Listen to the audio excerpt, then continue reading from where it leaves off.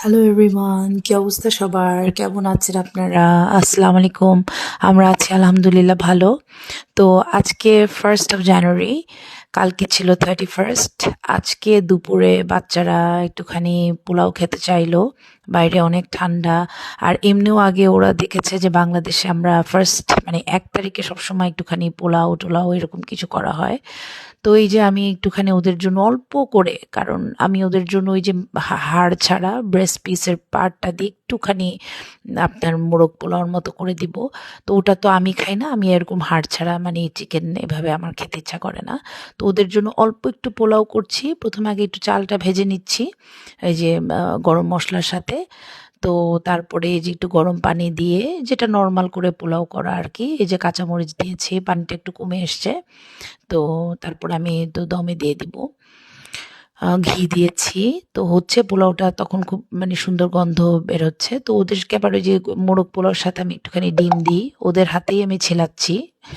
তো ওরা আমার থেকে বেটার ডিম ছিলে আসলে। তো আমার ছোট ছেলে বলছে যে, "মা, যদি আমার মিস দেখে আমি ডিম ছিলছি, তো মা বলবে যে আমাকে একবার স্কুলে ডিম ছিলতে দিয়েছিল, আমি তো তখন ডিম পুরা ভেঙে ফেলেছি। এখন তো আমি ডিম ছিলতে পারি।" এগুলো কি গল্প করছে বসে, বসে। আর বড়জন তো একদম মনোযোগ দিয়ে পারফেক্টলি তাকে ডিম ছিলতে হবে। তো সেভাবে ও ছিলছে। আর এই যে অল্প একটু পোলাও তো দেখা যাচ্ছে, দেখেন পোলাওর থেকে তেজপাতাই মনে হচ্ছে বেশি পড়ে গেছে। তেজপাতা আর তেজপাতা সারা পোলাও জুড়ে।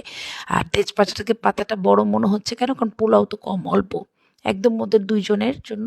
তো এই ফাঁকে আবার আমার একটা ফ্রেন্ড ড্রপ ইন করেছে আমার বাসায়।